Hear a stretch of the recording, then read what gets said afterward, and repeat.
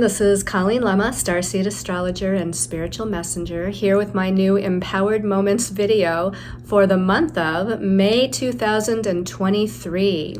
So for this month's video, we're going to be using the Sirian Star Seed Tarot by Patricia Corey and Alyssa Bartha for the main message for everyone.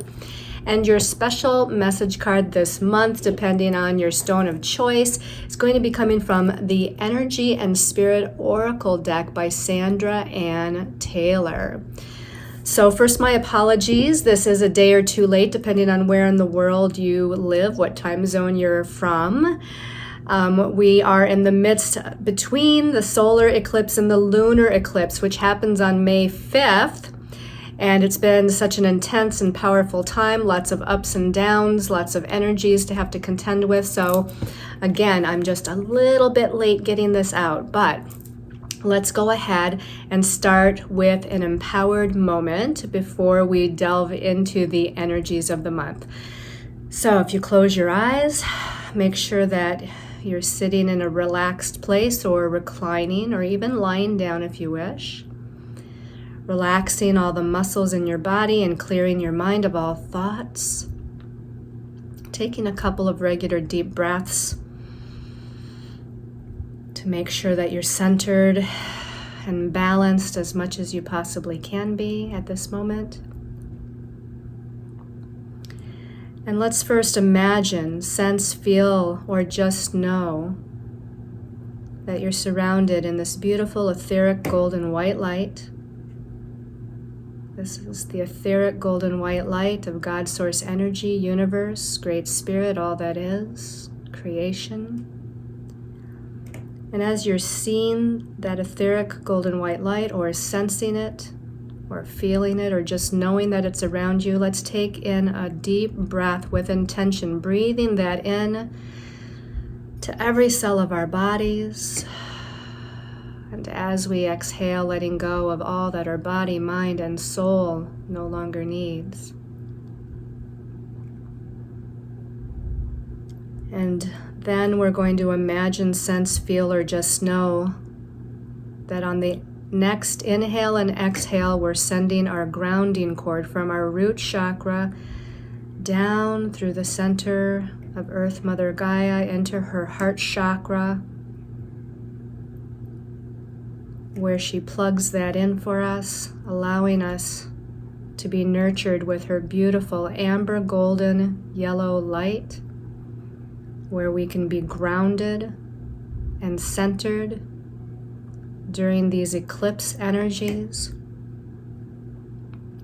And let's breathe in her nurturing, mothering energy, that healing energy from the center of Earth Mother Gaia, breathing it up through our grounding cord and into our being. As we exhale, it merges with that etheric golden white light of God, Source Energy, Universe, through all the cells of our body. So we're connected as above and so below.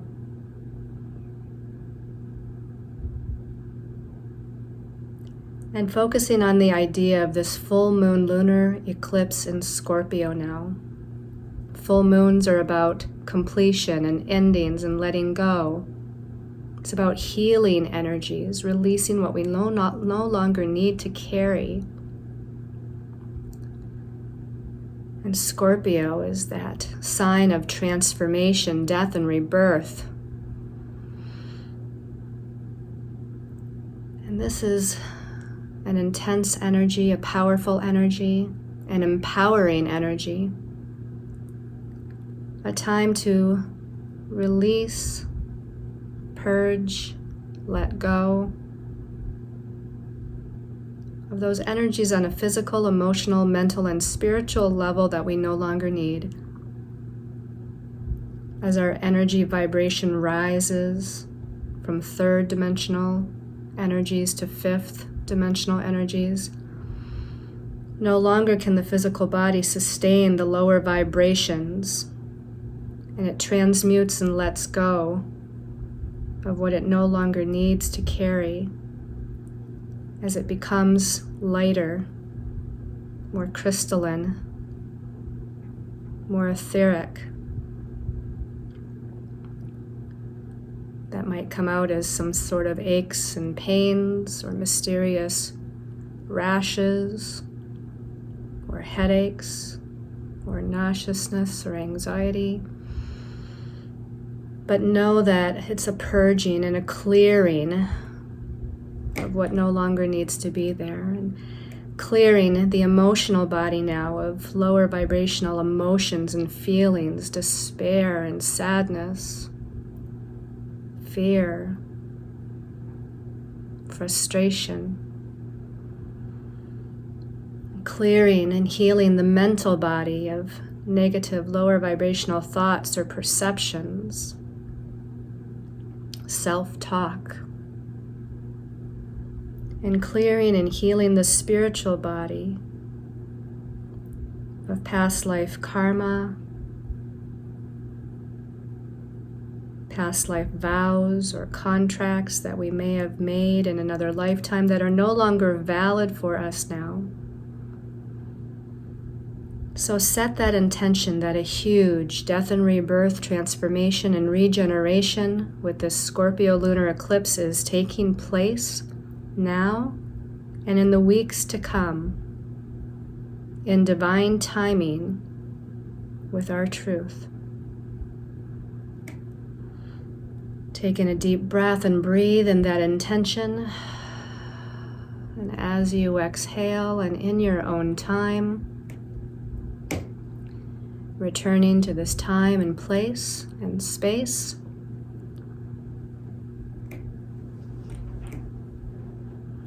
And getting ready now to look at our stones of choice for this month's reading.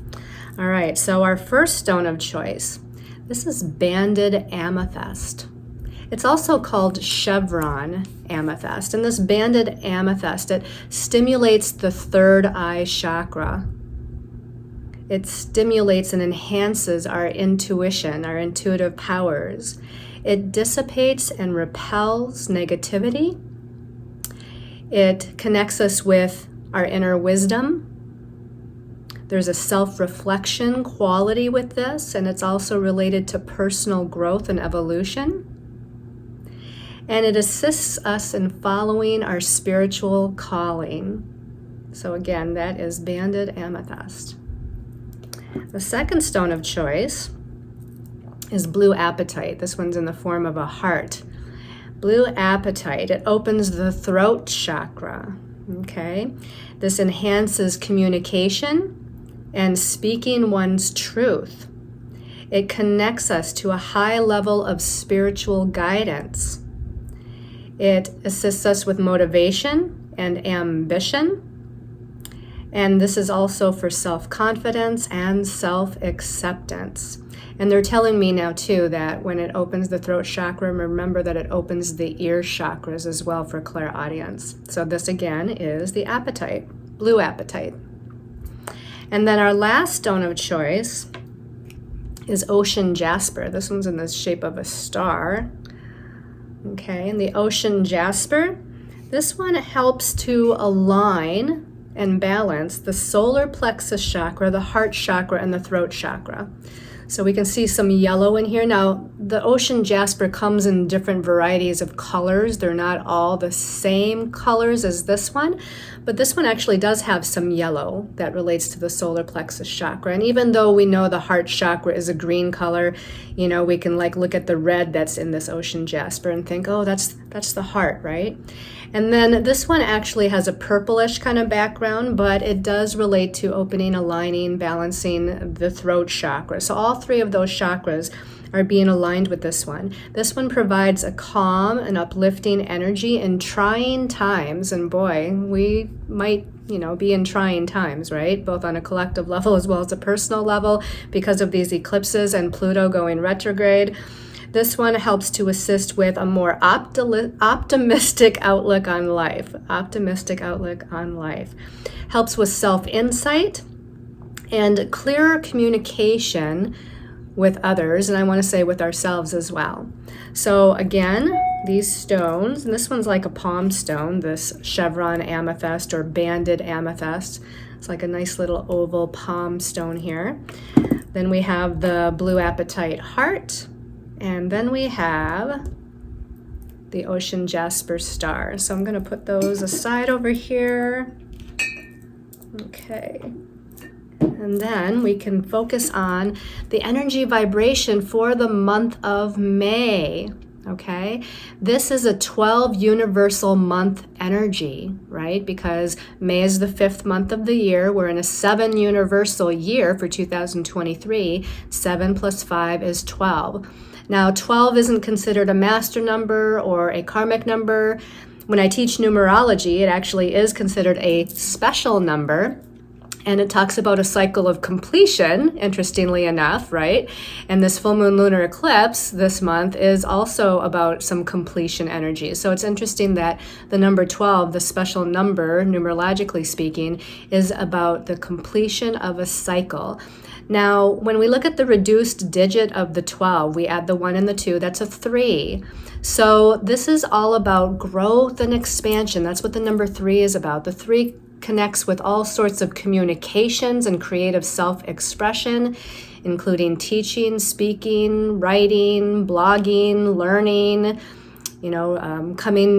researching new information, and any kind of creative self-expression, as I mentioned. So this could be, art or painting or dance or singing or anything that brings out that inner child joy and happiness is the number 3. But the other part of the number 3 is about our belief systems, because again, it rules that mental realm of communication or all forms of communication. And this is about self-communication. This is about paying attention to our perspectives and perceptions and belief systems, and being aware that because of the expansion energy of the number 3, we want to expand into the glass half full, optimistic, joyful outlook on life, no matter what's going on presently speaking, because what's going on presently is part of the process of evolution and growth. And there's things going on behind the scenes in other realms of reality. There's things going on that we don't quite see quite yet or understand fully quite yet. So we have to keep that glass half full mentality rather than expanding into the glass half empty or negative, fear-based, anxiety-based reality. Okay, so 3s are about expansion. So whatever you focus on, whatever your intentions are, we can expand into that energy, and we want to do it in the most positive way.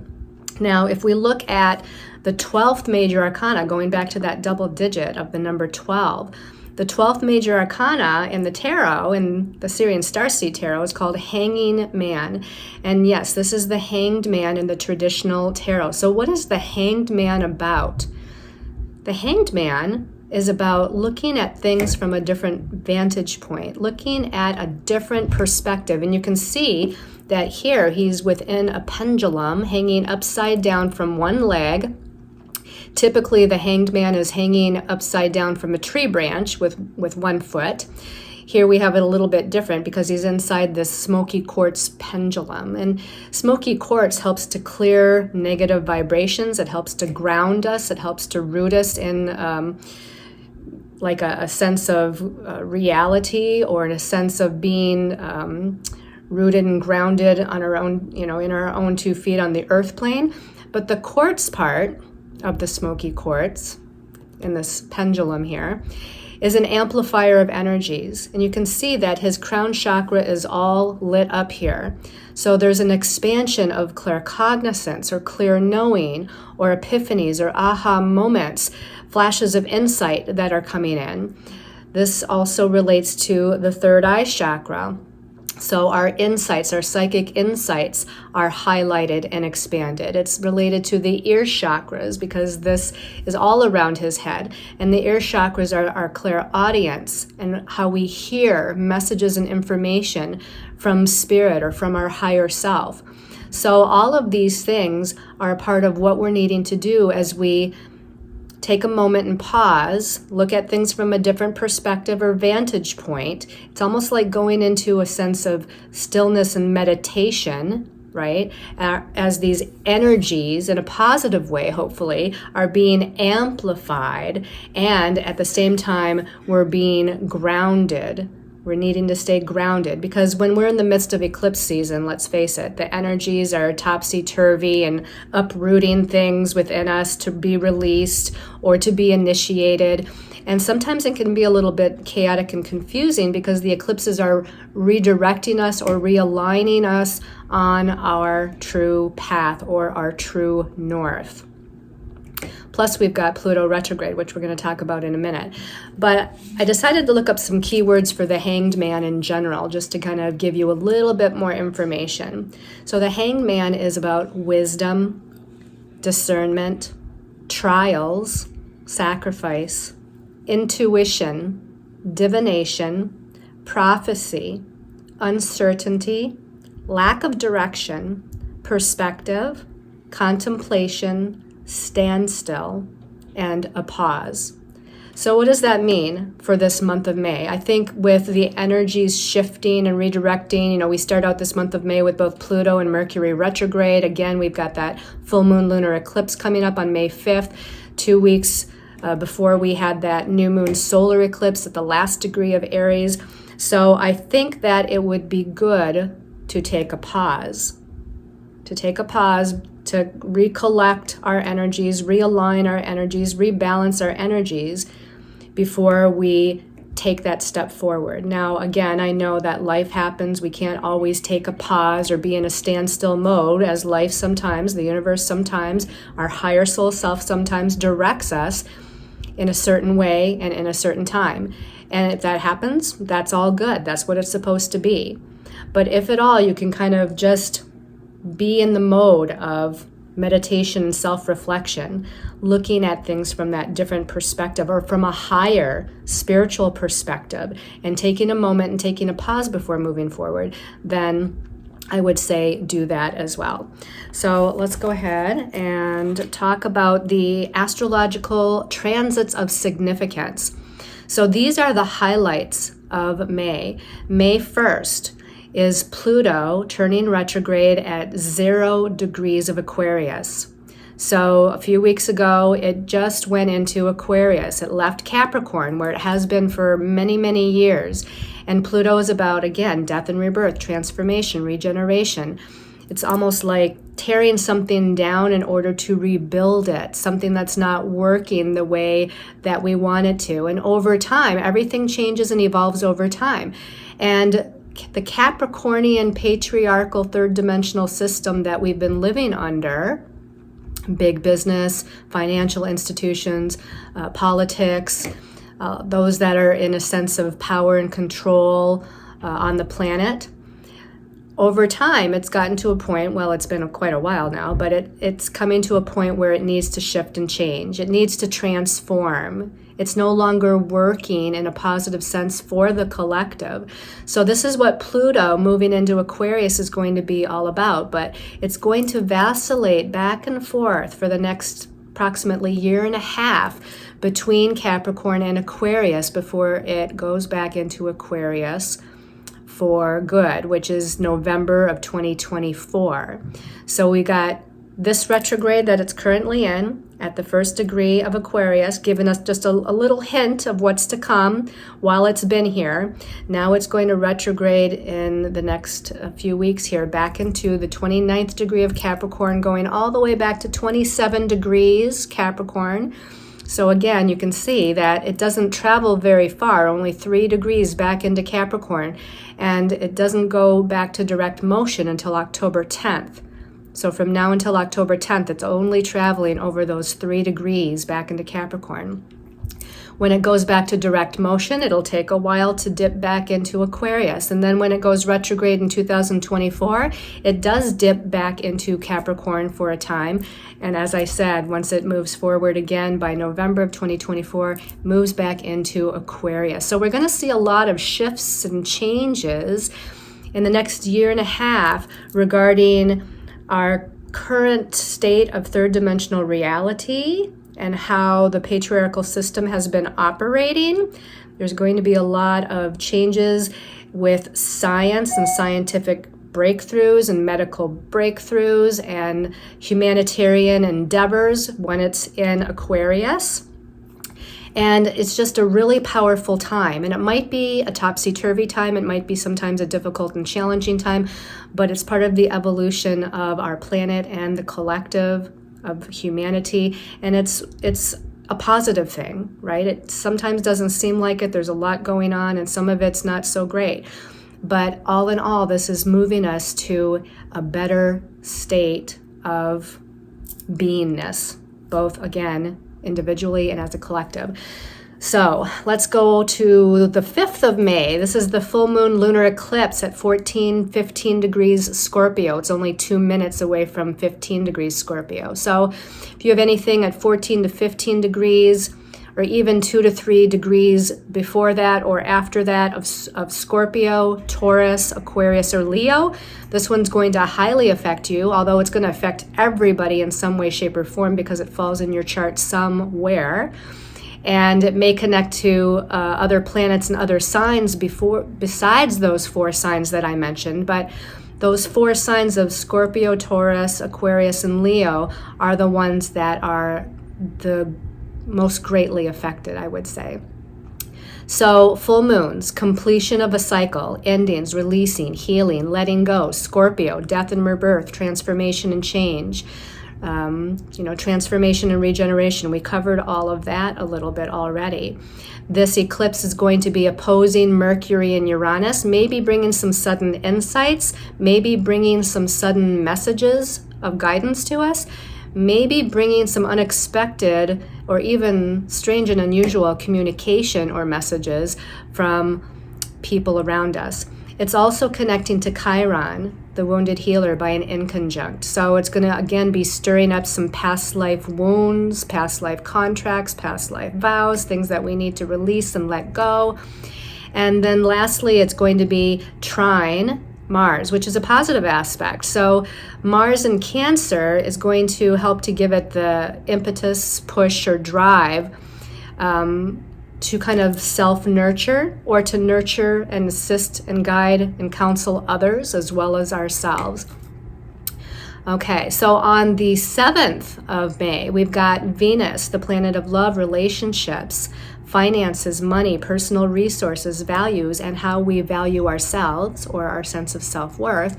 She's moving out of Gemini, where she was a little bit more objective and logical, but maybe not grounded or focused as far as relationships and money. Now she's moving into Cancer, where she's going to be until June 5th. So just under a month she's going to be there. So Venus in Cancer, she's softer, she's more nurturing, she's more intuitive, paying attention to her hunches or gut instincts. There's a focus definitely on home and family matters, especially I would say with the feminine aspect or with mothers and daughters and grandmothers and female friends, because Venus does rule the feminine. It doesn't have to be necessarily, but she's definitely more of that feminine kind of planet. And again, with Cancer ruling home and family, there might be a focus on that with our relationships, as well as security matters with finances and money, because Cancer is about emotional security. Then on the 14th of May, we've got Mercury, the planet of the mind, the mental realm, our thoughts, our ideas, our perceptions, our communications, is turning back to direct motion at 5 degrees of Taurus. So once it starts to pick up speed in the next couple of weeks, which is, bringing us towards the end of May, things will start to move a little bit more quickly. Mercury in Taurus doesn't move very quickly as far as thoughts, ideas, communications, messages anyway. Taurus is a move at your own pace or slower pace kind of sign. But it's a thoughtful sign. It's about, again, kind of taking that pause and self-reflecting and thinking about things, reinventing yourself, doing the research needed, and just waiting for the right divine time.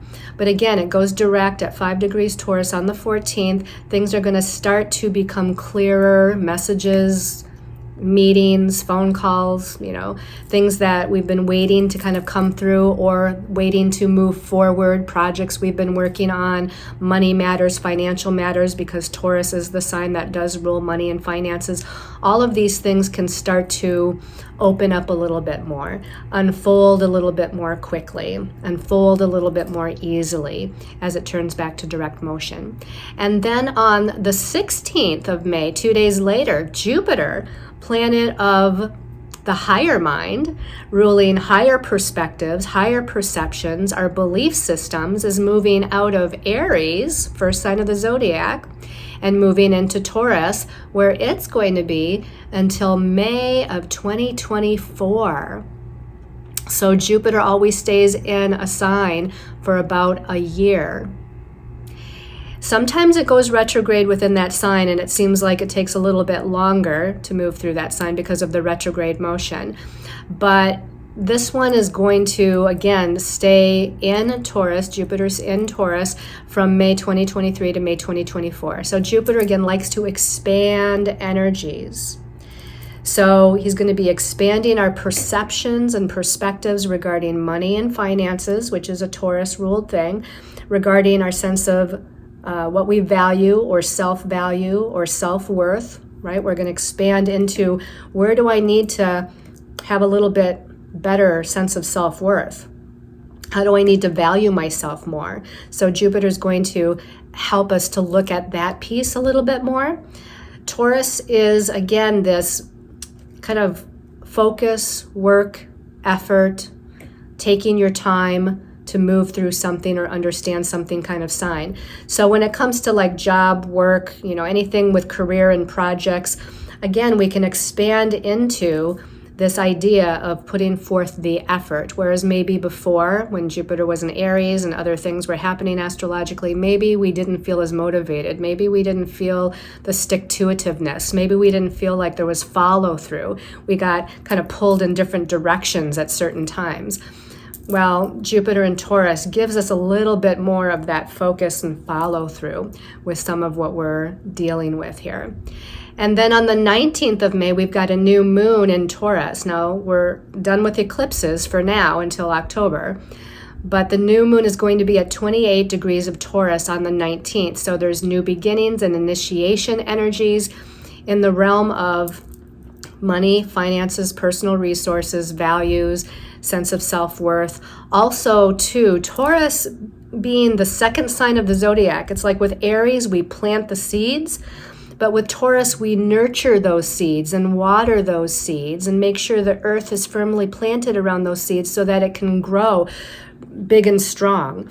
So the new moon in Taurus, think about the two new moons we had in Aries, right? We had a new moon at 0 degrees Aries, and then a month later, that new moon at the 29th degree or the last degree of Aries. What were you starting or initiating during those new moons in Aries? Now with this new moon in Taurus, you can water the seed. You can nurture the seed. You can make sure that that seed is kind of deep enough in the ground, planted in the ground firmly, so that the earth is nurturing it and letting it grow big and strong.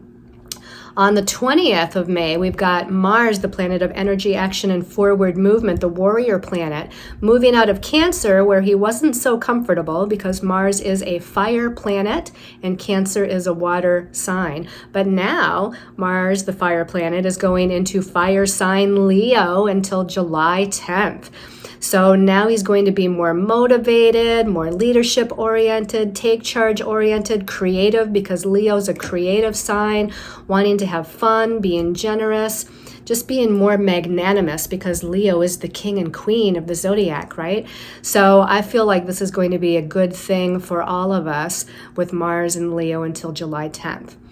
And then on the 21st, the next day, we do have the sun moving out of Taurus and into Gemini, which is typical this time of year. Every May around the 20th, 21st or so is when the sun moves into Gemini. So now for the next month until June 21st, we've got Gemini season, right? And Gemini rules the mental realm, our thoughts, our ideas, communication, learning, speaking, teaching, writing, curiosity, juggling many things at once, because Gemini likes to stay busy mentally and it likes to do a lot of things at the same time.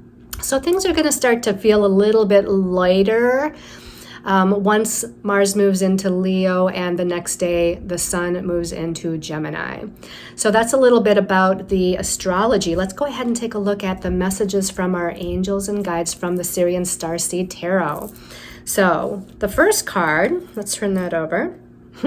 Not surprised to see Luna, right? Because we start out this month on May 5th with that full moon lunar eclipse, and you can see the waves are rising. Water rules the emotional body, the emotional realm, our emotional reactions and underpinnings. And here we've got the full moon and Luna. This is the moon card in the traditional tarot, with these waves of emotions that are rising within us, within our subconscious. Things are coming up from the subconscious to be released, healed, rebalanced, and let go, purged from our psyche, so that we no longer need to carry them forward with us. So it's a big healing time because of these eclipses. And again, not surprised to see the moon or Luna start out this reading. Let's go ahead and take a look at the second card here. Actually, this card, it was the last two cards that came out together. I had 4 cards total, and I couldn't remember which one were the double cards there for a second. The second card is the Ace of Orbs. This is interesting because the suit of orbs is the suit of swords, which is the mental realm.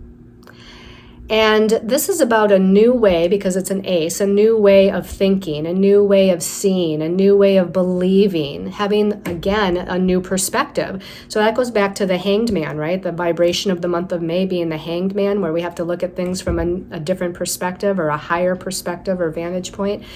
So here we've got a new beginning in the way of seeing things, and we've got the wonderful dolphin down here with his little pointy kind of nose, and he's curious about this little colorful ball at the top of the ocean, right? So he's kind of moving towards that. He's intrigued by that. He's curious. What is that?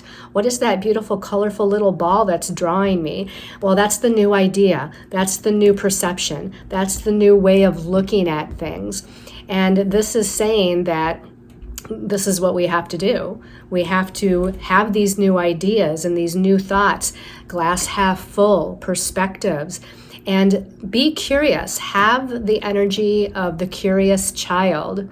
That's going to be, I think, more when we get into Gemini season, because Gemini is kind of like the curious child, but have the curiosity of a child to create something new on that mental body level.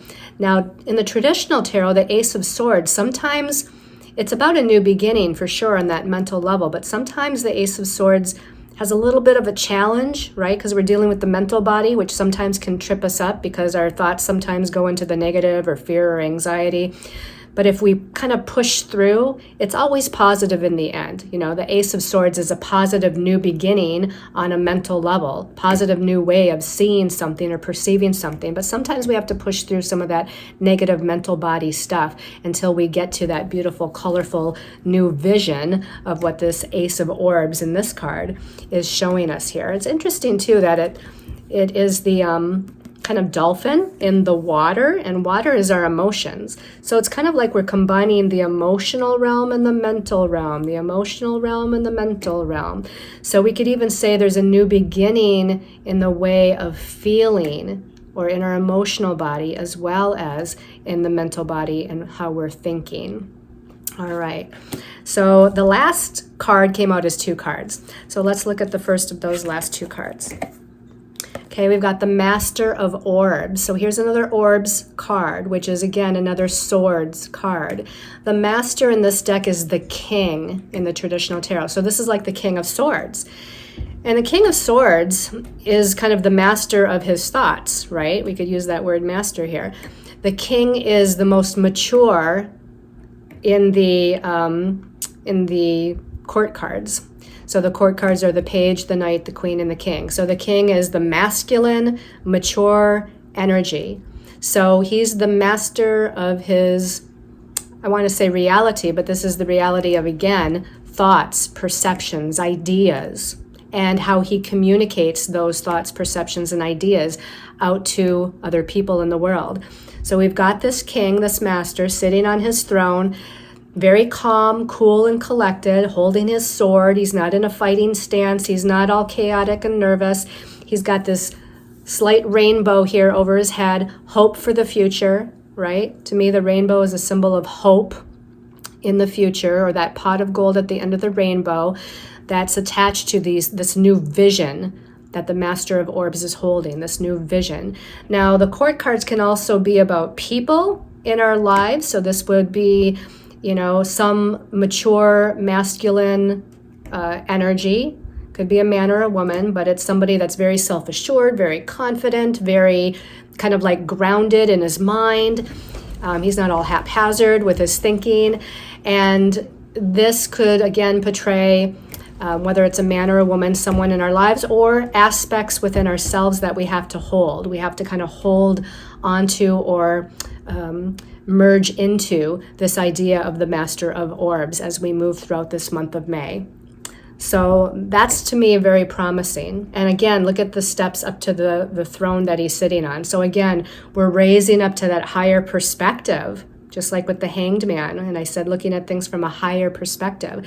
He's risen above kind of the lower ego, negative thoughts and fears and anxieties, because sometimes the ego can go there into the negative with thoughts and ideas and perceptions and communication, self-communication.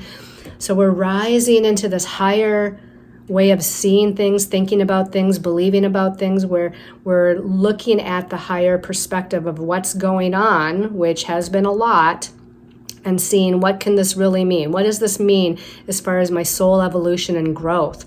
As far as the journey that I'm on as a soul, what is this all about? What am I supposed to understand or learn or become aware of? And that's what this Master of Orbs is about. Let's see what came out with this Master of Orbs.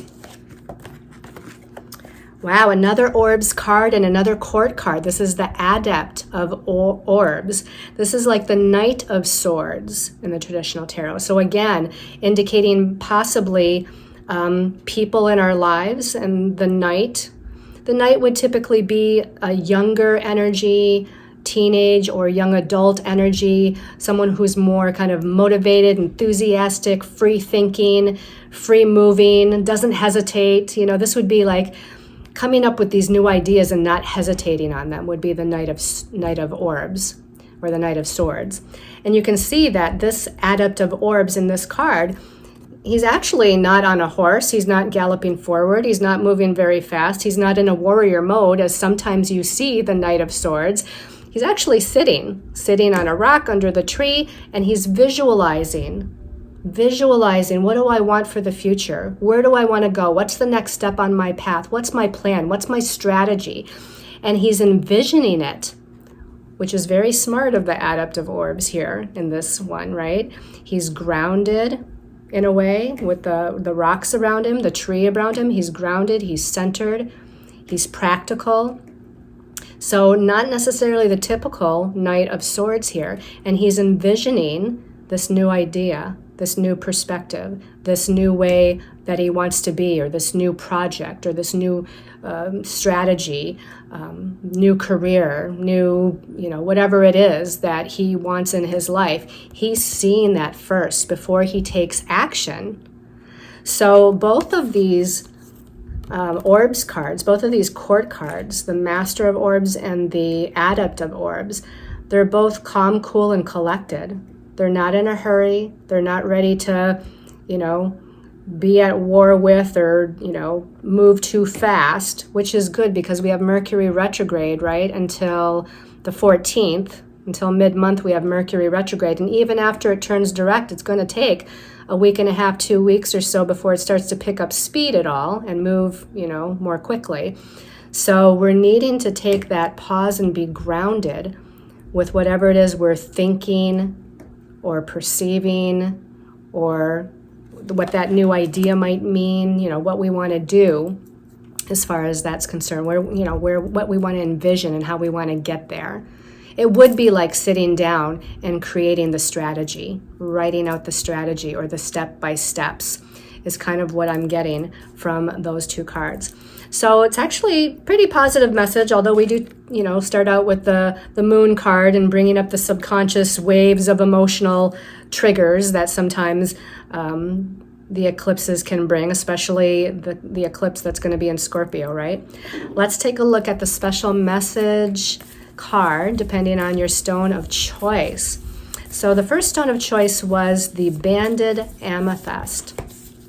Give this a little shuffle here. And May, Banded Amethyst people, what's their special message for May? Special message for Banded Amethyst in May. This one's calling my attention right here. Ooh, the Healing Heart. Wow, is that bright? The Healing Heart, beautiful. That's like that amber, golden yellow nectar from Earth Mother Gaia's heart chakra, right? Is the first thing I think of when I see this. So the Healing Heart, love, acceptance, and romance. So the first thing I would say, because it reminded me of that part of our meditation earlier where we connect our grounding cord to Earth Mother Gaia, is I'd say do that meditation a little bit more this month. Like maybe you need a little bit more grounding. Maybe you need a little bit more mothering and nurturing from Earth Mother Gaia. So I would say, do that grounding cord visualization a little bit more often. Also, this is the color of the solar plexus chakra, and the solar plexus chakra is about our own self-empowerment, confidence, courage, leadership ability, take charge ability.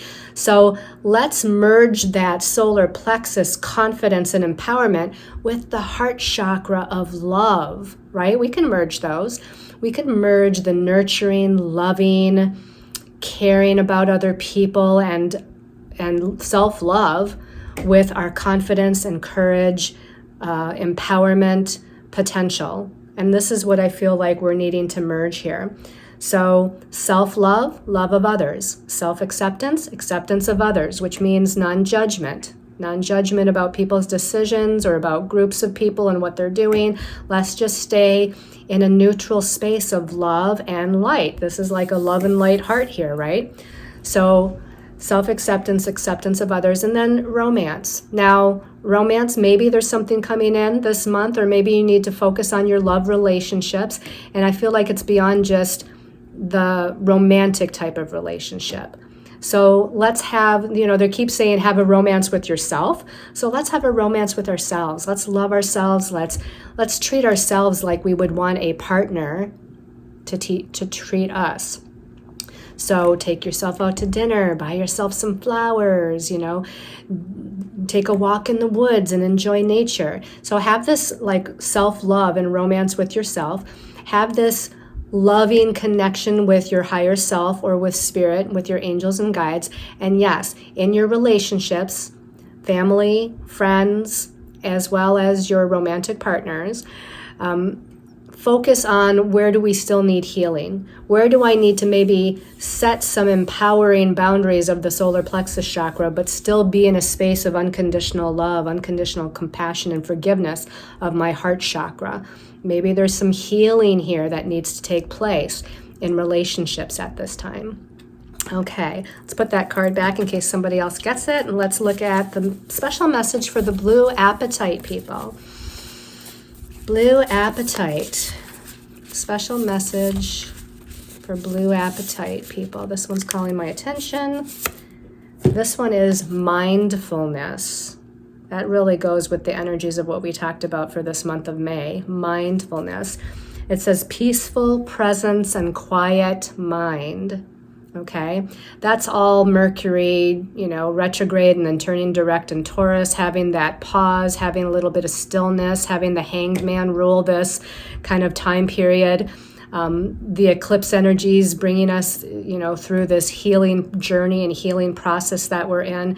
This is a time to just kind of be still, be within yourself, do some meditation, do some self-reflection, and be mindful of what's going on in your body, mind, and soul. Like, let's check in with the physical body. What's going on, physical body? Let's check in with the emotional body, and then the mental body, and then the spiritual body. What's going on, and how can I help you to feel more grounded, centered, at peace? in a state of joy or happiness and having fun, whatever that might be. But also be mindful of your connections with others, your communications with others.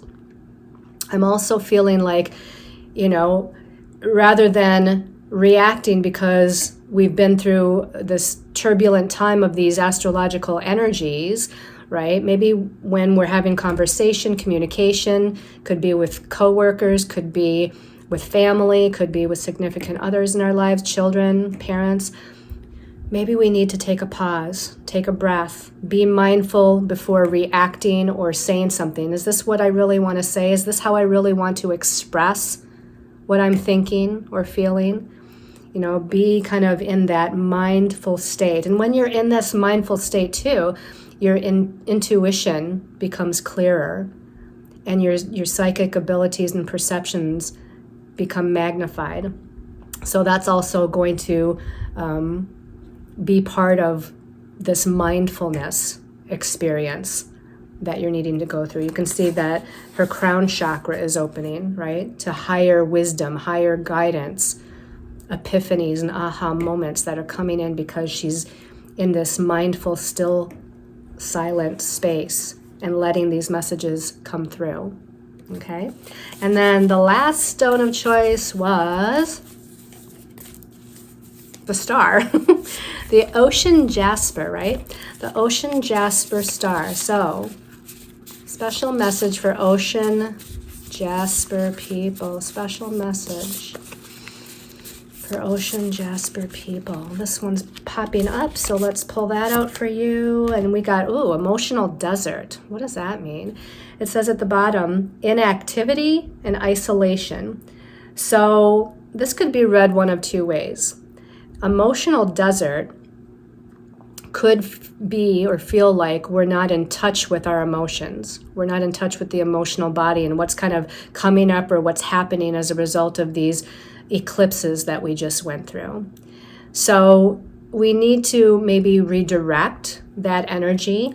And again, just like I said with the last card, let's check in with the emotional body. Emotional body, I know you're going through a lot, and I know I've been kind of pushing you to the side, not wanting to feel it, not wanting to understand or experience what you're going through. Let's check in with emotional body and say, what are you feeling? What are you going through? Is there any old memories coming up from childhood or from past relationships, or even maybe past life memories? And maybe, again, maybe either I have so much going on that I don't have time to pay attention, or maybe it just feels too traumatic and I don't want to pay attention. But rather than going into the emotional desert of not connecting with your emotional body, let's take some time to connect. Do it at a time that you're going to have time to connect, right? Some time off, a day off in the evening, on the weekend or something, but dedicate some time to check in with your emotional body to find out what it is that's going on so that it doesn't feel like such a desert there. The other way to look at this, because it says inactivity and isolation, is, to me, looking at it from a positive perspective, right? Changing the perspective or looking at it from a higher perspective. Inactivity could just mean having more downtime for yourself, right? Not burning the candle at both ends, not overextending ourselves or overcommitting ourselves, because then we are either in an overly chaotic emotional state or we just shut off all emotions and just move through life like a robot. So let's say, no, I've got to do some self-care here. I've got to be a little bit more inactive, a little bit more still, a little bit more silent. I need a little mini vacation or a mental health day or two from work. And I need to kind of isolate myself to recharge my batteries, to recharge myself, to reconnect with myself. So this is the other way of looking at this particular message. And although it is a desert, there is a little bit of greenery here. So there is some growth, right? There's some growth that can happen if you focus on that greenery, if you focus on that growth. Just like we said, take some time to connect with the emotional body. We do have the rays of sunlight that are coming in, shining its light upon the growth, upon the desert, giving you that opportunity. And also, to me, meaning that the light of the universe, your angels and guides, your higher self, is right there for when it is that you have time and make time to do either or, you know, checking in with the emotional body or having that downtime, alone time to recharge and rejuvenate yourself. So that is the message for May for everybody. I hope you've all enjoyed this monthly Empowered Moments video. I send you all lots of love and light and healing for this time and in the weeks to come, as the energy of change and transformation will be with us for some time yet. So blessings to all. Namaste.